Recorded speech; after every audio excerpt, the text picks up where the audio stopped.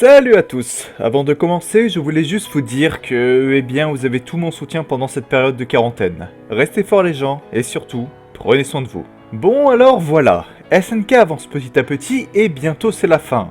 De base, je voulais faire une vidéo sur le scan, donc une review comme d'habitude sur le scan 127, mais très honnêtement, je n'ai pas aimé le scan, et du coup, je préfère faire une vidéo théorie pour le prochain scan. Alors, je vais arrêter de parler pour rien dire, je lance directement le générique.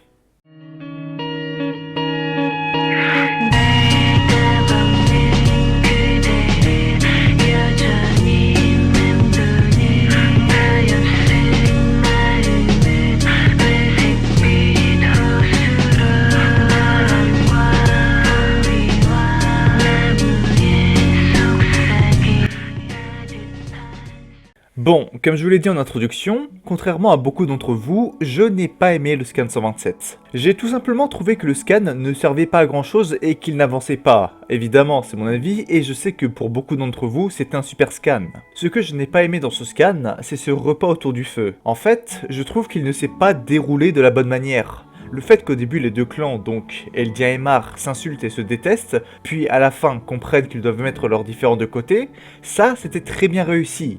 Là où ça bloque selon moi, c'est toute la partie avec Yelena. Durant tout le passage, Yelena est en train d'essayer de décourager nos protagonistes en disant des banalités pour les monter les uns contre les autres. Sauf que rien que ça, c'est tellement bas pour un personnage comme Yelena que, je suis désolé, mais ça gâche le personnage. Le coup de oui, toi Gabi, tu as tué Sacha, leur colère doit être immense, attention, je suis désolé, mais on a passé les 10 derniers scans à comprendre que Gabi n'était pas méchante et qu'elle a compris ses erreurs. Et le pire, c'est Jean. Jean, il a compris que Yelena était juste en train de les monter les uns contre les autres. Il a compris qu'elle disait n'importe quoi et carrément, il lui dit clairement que ça ne sert à rien. Sauf qu'au final, celui qui craque, c'est lui, à cause de Marco.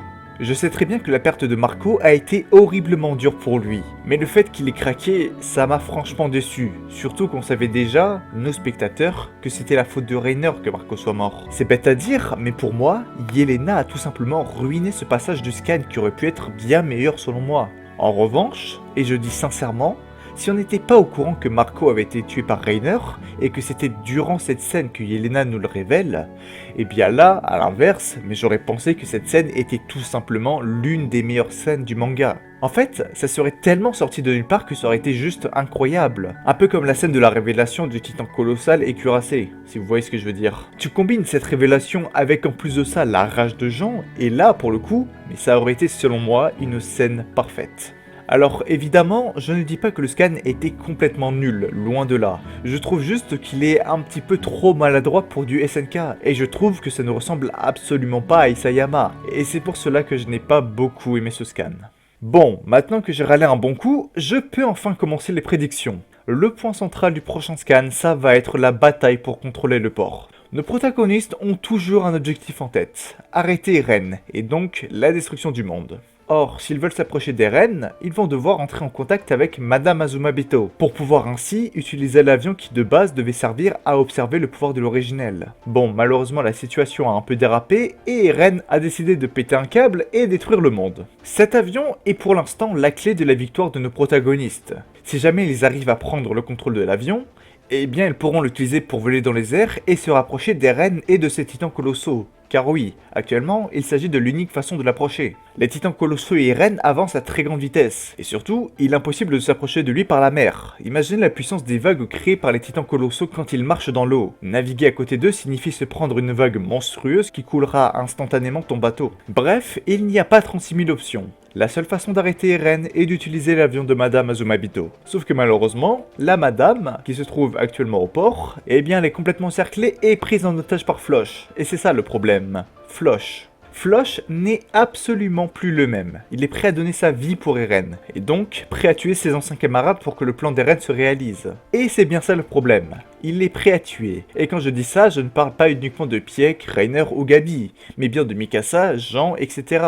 Y a rien qu'à voir la sécurité de la plage. Pratiquement tous les soldats sous le commandement de Floch possèdent de l'équipement anti-titan, et très peu de l'équipement anti-humain. Cela veut dire une seule chose, ils sont prêts à en découdre avec Pieck, Annie Reiner, et peut-être aussi Armin. Et oui, Armin, maintenant, il ne faut surtout pas le sous-estimer. Comme l'a si bien dit Yelena, Armin n'a pas hésité à se transformer en titan pour tuer de nombreux civils Mar dans l'univers l'unique but de protéger Eren. Contrairement à Mikasa, qui est toujours en train de faire n'importe quoi, et qui, je suis désolé, mais pour l'instant est complètement inutile, Armin est enfin en train de devenir un personnage important. Donc oui, Armin est déterminé, mais le problème c'est que Eren et surtout Floch le sont eux aussi. Eren est prêt à faire un massacre pour le bien de son peuple, et Floch est prêt à tout pour suivre la volonté d'Eren. Floch va donc se battre corps et âme dans la bataille du port, et c'est pour ça que je vous le dis, selon moi, dans le prochain scan, nous aurons la mort d'au moins un personnage principal.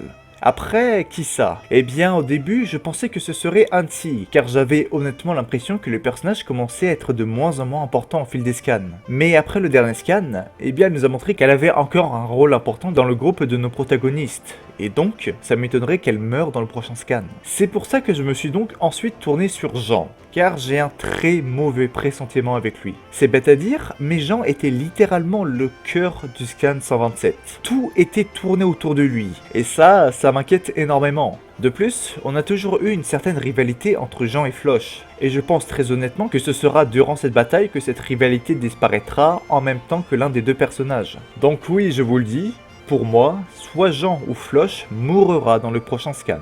Voilà, cette fois je n'y suis pas allé de main morte et je pense sincèrement qu'un de ces deux personnages mourra, même si en vrai je ne l'espère absolument pas. Enfin bref, nous aurons la réponse dans le prochain scan, donc entre le 3 et 5 ou 6 avril si je dis pas de bêtises. Donc voilà, la vidéo est terminée. Avant de partir, j'ai une annonce à faire. À partir de la semaine prochaine, les vidéos sortiront soit le lundi, mardi ou mercredi. Je sais c'est bizarre, mais j'ai décidé de m'imposer moi-même un rythme de vidéo, comme ça je serai sûr de le respecter. Je vous invite donc à rejoindre le Discord car maintenant ce sera à vous de choisir les sujets des futures vidéos. Donc ce sera des votes qui seront mis en place sur le Discord. Donc c'est très important que vous le rejoigniez. N'hésitez pas à vous abonner et à laisser un petit commentaire car ça aide énormément la chaîne. Faites attention à vous avec le Corona, donc restez fiers de ce que vous faites dans la vie, et comme on dit en Italie, arrivederci.